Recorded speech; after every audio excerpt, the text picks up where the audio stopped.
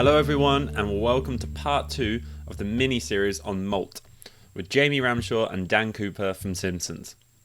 Last episode received amazing feedback and I can't wait for you to hear part 2. For those just tuning in, I strongly recommend listening to part 1 where we discuss barley varieties, modern agricultural techniques, and we start our journey on the malting process with steeping. In part 2 we continue on this journey and we deep dive into germination, kilning and roasting. You're going to pick up a bunch of useful information and kind of understand where and how malt derives its actual flavour that helps us make the beer that we want to make. So, without further ado, let's kick on. So, moving on to germination, maybe just the same question, we can high level of what germination is aiming to do and the main control points. Okay, so I always describe germination as watching grass grow, because effectively that's what we're doing. So, Jamie sort of said, steeping is sort of anywhere we can have a short steeping cycle, we can have a long steeping cycle. If we say sort of break it into sort of effectively 48 hours, germination, you can have short germinations, long germinations, but if we again say typically 4 days, so during that 4 days, we're basically providing everything that the grain needs to start growing. So germinating, but we don't want it to grow too far. So the key for us is to give it all the correct conditions to be able to grow, but just enough. So if you think what we're doing in the germination phase is we're looking to start the grain germinating, we're looking for the grain to start breaking down the endosperm, we're looking for the grain to start producing enzymes, and we're wanting to maintain the extract for you. So if you think that as the grain starts to germinate, produces enzymes, so proteases, beta-glucanases, amylolytic enzymes, so starch degrading enzymes, and those all start to work on the endosperm. So you'll gradually break down the cell walls, break down the protein matrix that then exposes the starch, and then your amylolytic, your starch degrading enzymes start working on the starch. Now what we want to do is control that so that we get just the right protein modification, the right amount of cell wall breakdown, because beta-glucans can be a problem for brewers, but we don't want too much starch degradation because that starts to eat away at your extract that you'll achieve in the brewery. So we're controlling that process, and what we don't want is the grain to grow too much into a plant.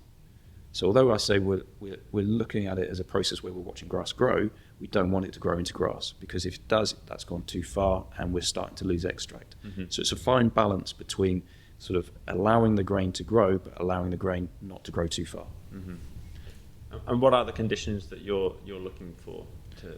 So again, it's as maltsters, we're looking at moisture content, we're looking at temperature, and we're looking at airflow. So in terms of the moisture, we're putting on, if the grain looks like it's starting to dry out, we'll put some moisture on, because again, that sort of gives the grain a little bit of a kickstart. The temperature is important, because if it's too hot or too cold, it's a bit like, as I said earlier, the Goldilocks zone, it either won't grow enough or it'll grow too much potentially. And again, the enzymes that we're generating in that grain work at different temperatures. So if it's too hot or too cold, the enzyme systems will work in different ways, and you'll either get not enough cell wall breakdown or too much proteolytic activity, and that can all impact upon the quality of the malt that we're going to produce for the customer. So we look at, our germination recipe will be adapted for the type of malt that we want to produce. So if we're looking to get more proteolytic activity, we'll have a slightly different germination recipe. If we're looking to have lots of enzymes, for example, for high diastatic power malt, so a very enzymatic malt, will again change the recipe to be able to facilitate lots of enzyme and lots of basically starch degrading enzyme production. So we're looking at manipulating the recipe, and when I'm talking about manipulating the recipe, mainly it's the temperature that we're looking at as a control step for that particular part of it. And out of interest, maybe it's going back a little bit, but how do you decide what the malt is going to be? So, for example, you said you can sometimes make high enzymatic malt.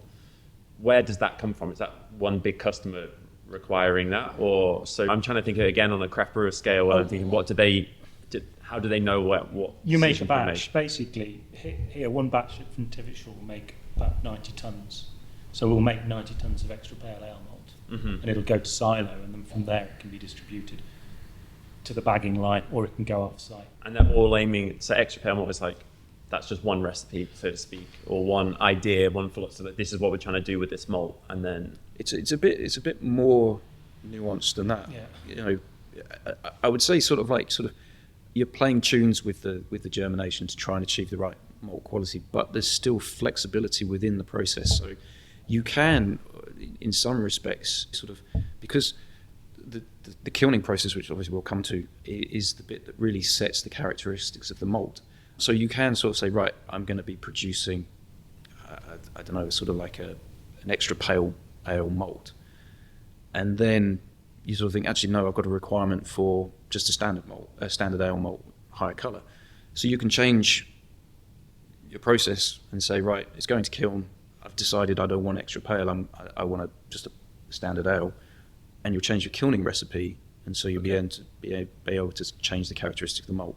So it's a bit more nuanced than saying, right, we commit something to production. Generally, we'll commit something to production with the end malt in mind. There's a few things that we can look at during the process to sort of give us a guide as to how the grain is germinating, how it's processing, and give us a kind of guide as to the sort of malt that we'll produce at the end. The malt analysis gives us the idea of what malt we've got when it comes off kiln. So how do you ensure, this is probably a tough question, but how do you ensure homogenous germination across the 6 billion grains, wasn't that? Yeah, so basically within that sort of grain bed as it's germinating, we're giving it the same conditions.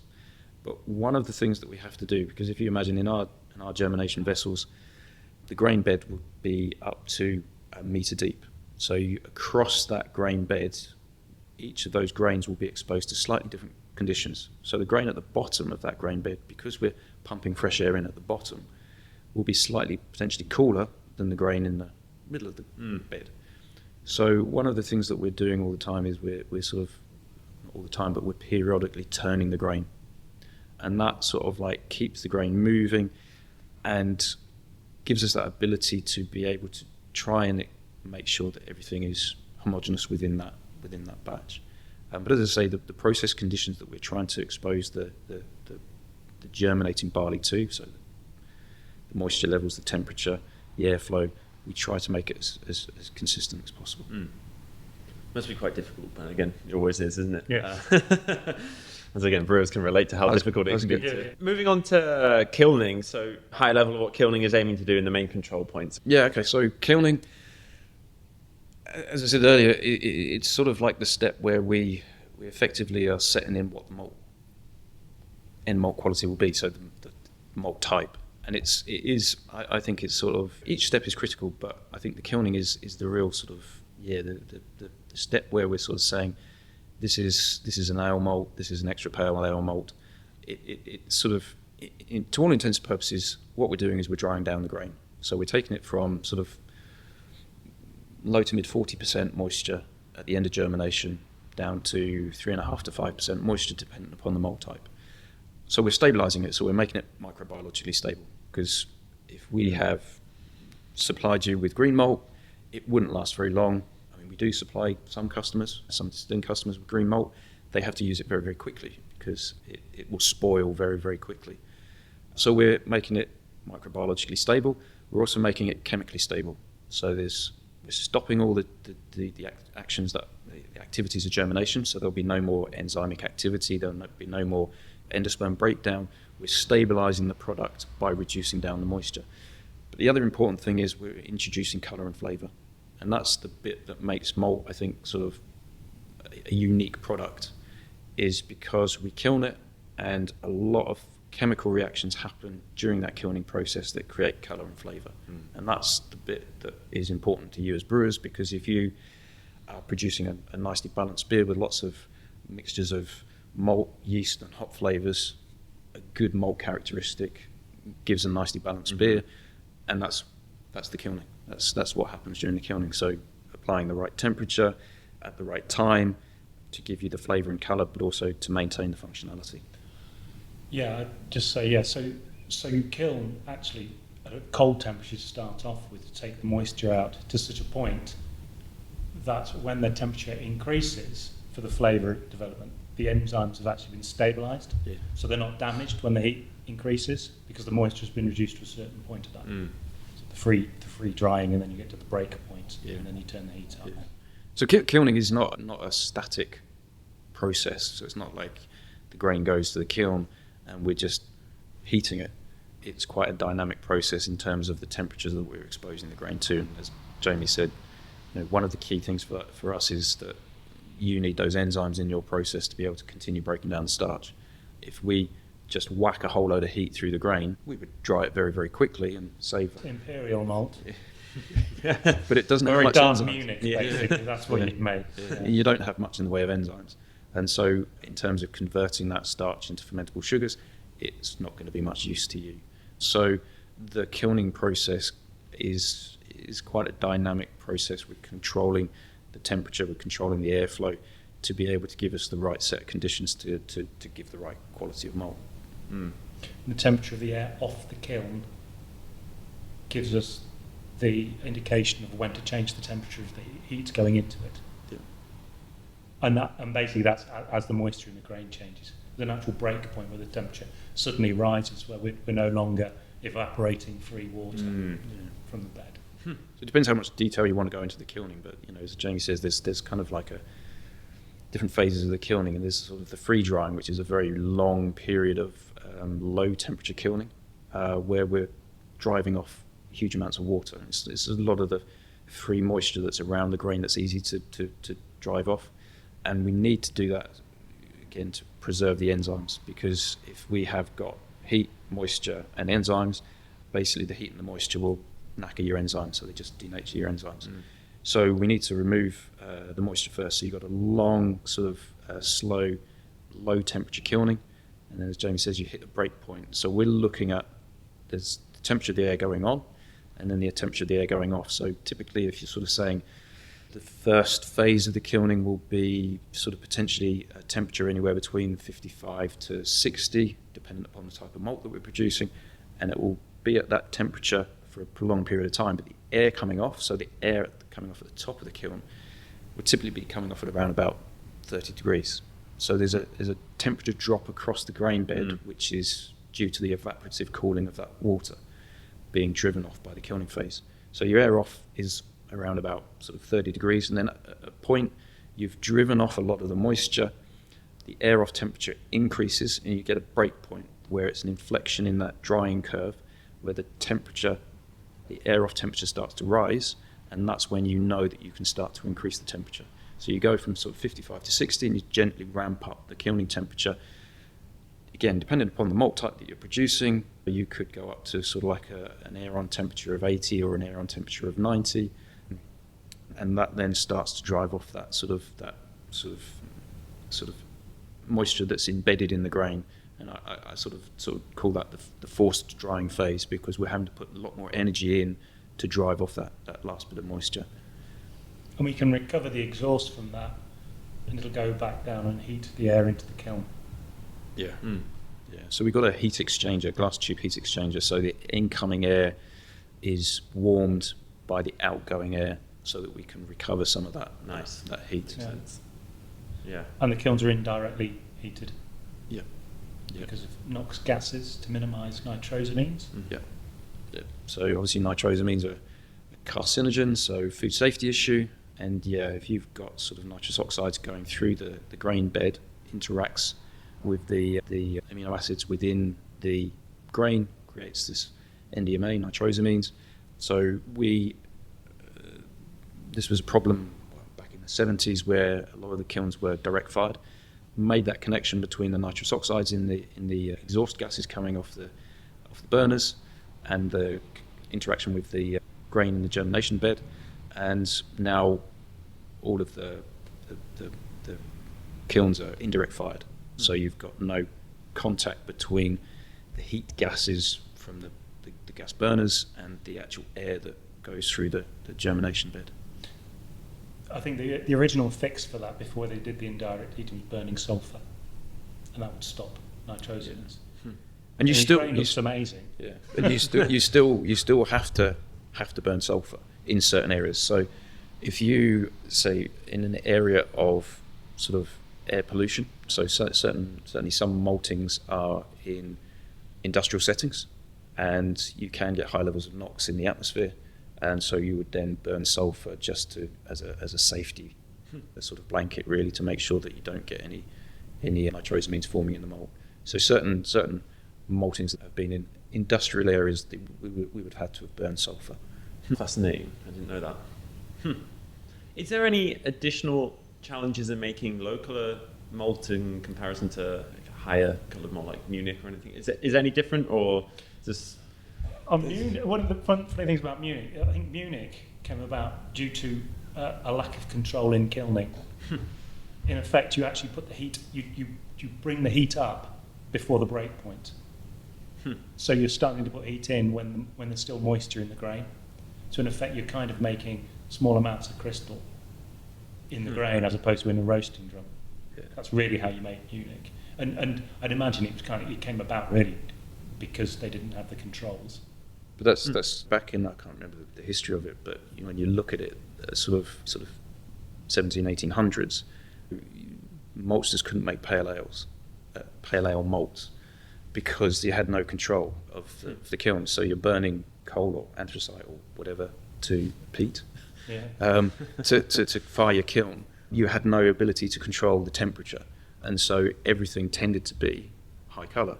So be a brewer back in the sort of Victorian times, and you didn't have the option of a pale ale malt. But then, then we got the better control of kilns, so sort of natural gas kilning gave us a huge amount of control over the kilns, and so sort of pale ale malts or paler malts were able to be manufactured. So in terms of achieving a very, very low colour, I would say in some respects it's a lot more challenging than achieving a higher colour, because you're having to control other parts of your process, because it's not just a case of turning down the temperature. There's so many other factors that impact on the colour.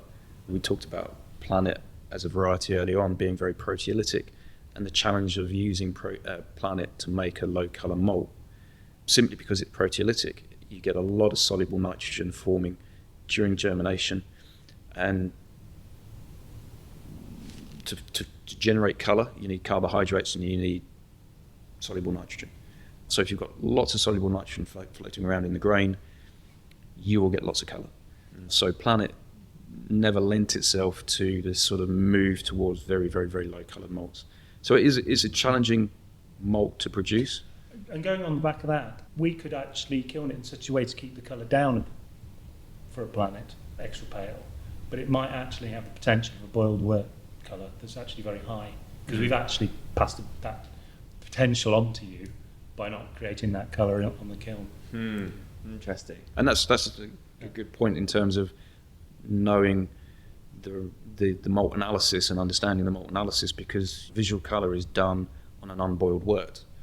So we give you a visual colour, which may be 3.5, but your boiled wort colour will be significantly higher, because when you boil it, you're doing all these chemical reactions in your boiled wort, which is combining the carbohydrates with the amino acids and the protein, the soluble nitrogen, and that generates colour.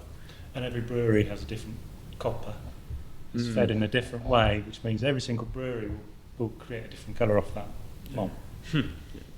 Yeah, well, we're going to come on to that into the next part, because that's definitely something we need to talk about. How does roasting fit into this? Because we're obviously in a site that has an exceptional roasting plant. So where does that fit into the process here? 2 places, really. So you kind of divide up your malts into sort of roasted malts and crystal malts. And your crystal malts, the roasting comes in after germination. So we will do exactly the same for our crystal malts that we would do to produce a pale malt.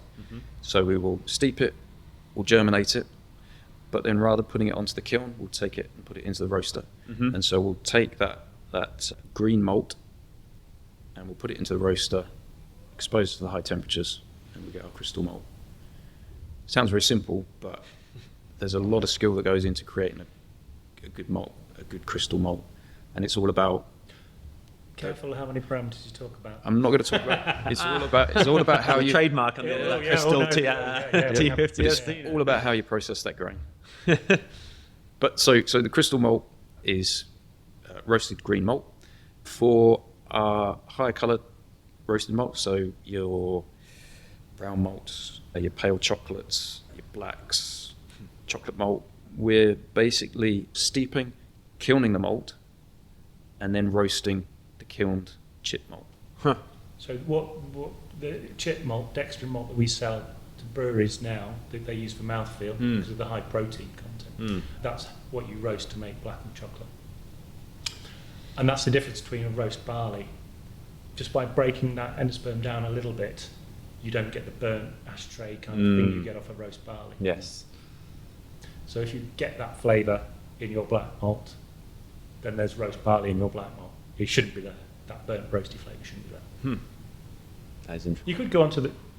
So the original roasting drums, the patent black malt, was invented. I can't remember the date of it. But basically, a chap... I can look in the book. A chap came up with the way of making patent black. Before that, so porters and stouts were made from porter malt. Right? And the way they would do that is they would do a normal kiln, and they would be drying it out, and then they'd just chuck a load of wood onto it and make this incredibly hot heat come through it. And within the bed that came off, you would have pale ale, you'd have amber, you'd have every type of crystal, you'd have every type of roast malt, you'd have roast barley in there as well. So and by all accounts, the extract was about 60%. And that's how they used to make mild malt. And then patent malt, the roasting drum was invented to make black malts and the like. And within like a couple of years, no one ever made porter malt again. Because they could use a pale ale of that era and get high extract and then just put the colour in. So if anyone asks me ever how you make a porter or a stout, it's basically if you want authenticity, you have to put in a bit of everything. Yeah. To make the proper flavour, because it had all these different levels across the grist. Yeah. But they had no control over what they were making. No. Control's boring. Control, anyway, exactly. Yeah. Bang it in and see how it turns out. Yeah. A question we discussed in that before this, we started recording actually. I definitely want to bring up this. Like, why do we malt barley? Like, can barley be used without the malting process for brewing? Yes, you can use barley without the malting. The only beer that I know of that was ever brewed with 100% barley, there was a beer called Climate, and it was brewed by I think a Norwegian or a Danish brewer. The trouble with it is that you have to use, because what you got in the barley is lots of starch, but it's not in a format that you can use in the brewery. So you have to break that starch down somehow, and you use enzymes. So to use barley, you have to chuck in a load of enzymes that will do everything that we as the maltsters do for you. So you're cutting out the malting step, but you still have to do something to be able to do what we've done. The one other problem I think with using just raw barley is that you just don't get the flavour characteristics. The enzymes, a lot of them are probably genetically modified. Yeah, there is that issue. Yeah. Plus you need a hammer mill. You probably need a mash filter in order to process that. Yeah. But big breweries do put in a proportion of barley. Yeah, and because enzymes, because it saves money. It saves money. I was going to say environmentally, the majority of the emissions come from the barley itself. So the malting process might be quite counterintuitive to some people, but the malting process doesn't actually add substantial amount. The barley, the growing of the barley is where it costs. So it doesn't. But money-wise, I can see where that would save. Yeah. The carbon footprint is in the fertilizer. That goes on the barley. Yeah, which is where a lot of the work's going now to actually reduce that footprint. Yeah, which is where we go back to full circle point to talk about the sustainable farming techniques, trying to reduce that. Yeah, targeted applications of the fertilizer and using a baited fertilizer, which we're trialling at the moment with a number of farms. Mm-hmm. Finally, I think before we wrap this part up, how do you How do you come up with new malts? Do you have like a small malting plant that you're constantly trialing with? How do you come up with new brands and new flavour characteristics? To be honest, I mean, I think the last actual brand new product we made would have been DRC. Mm-hmm. And that was quite a while ago, and I didn't work for the company then. We will make products for customers if they ask for them within what we make already. So if there's a particular crystal spec, we can make that. And if there's a particular, like we just made a pale chocolate now. But that's not a new product. Mm-hmm.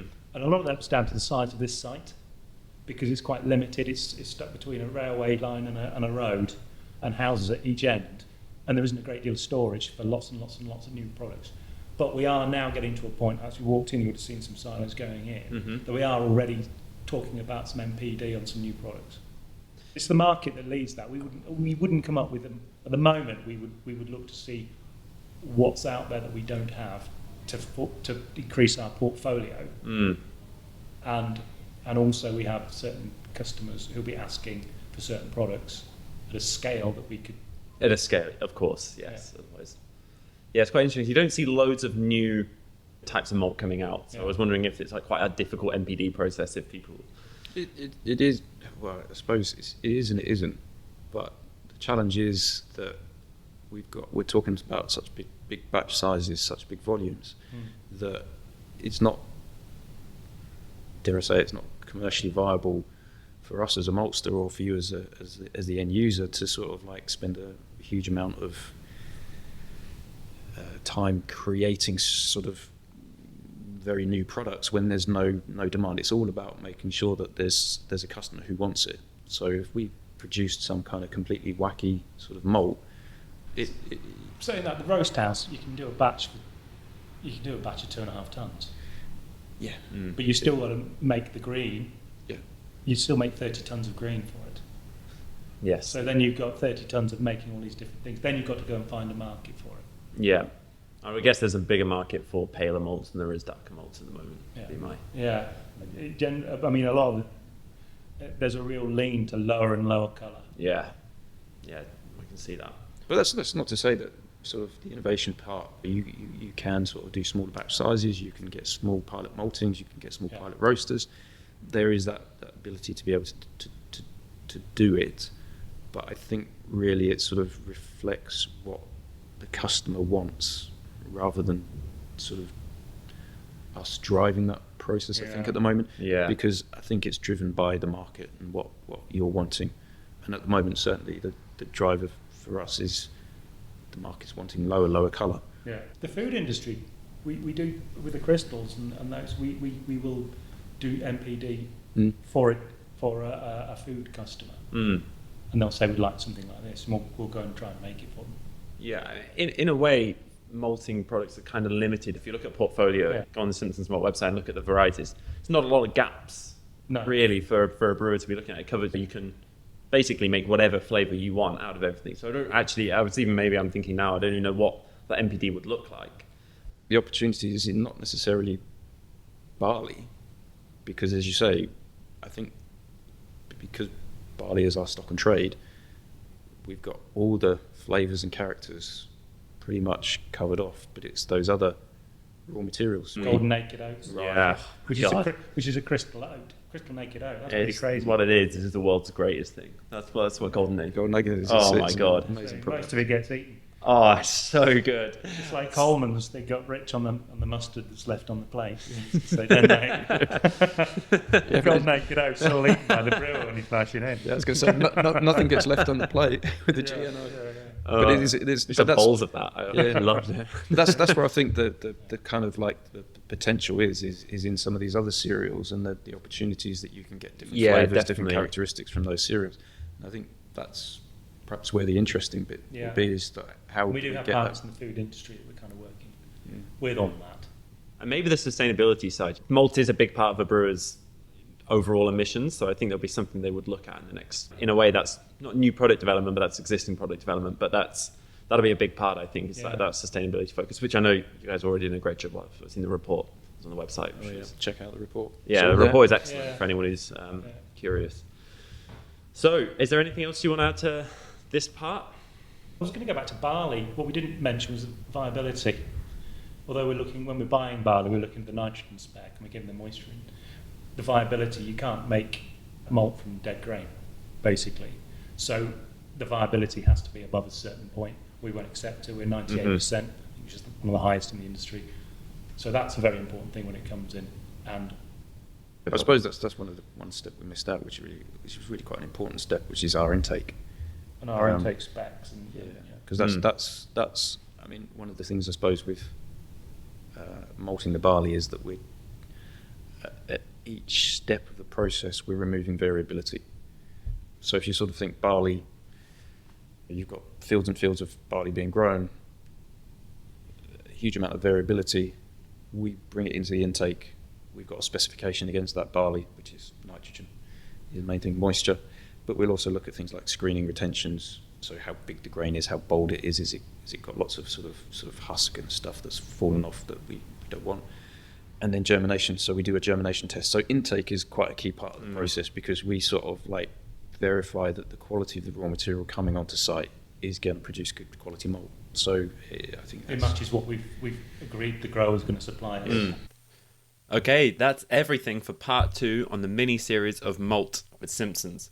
I really hope you got some good value information out of that, and I'm sure that you're very excited for part 3. Part 3 is the most important part. It strings everything together that you've learned, and basically we're going to understand what on a COA we need to know as brewers and how that impacts the brew house.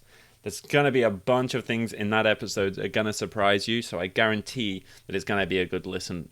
So hit that follow or subscribe button. Don't miss the third part. Thank you so much, and I'll see you on the next episode of the Modern Brewer Podcast.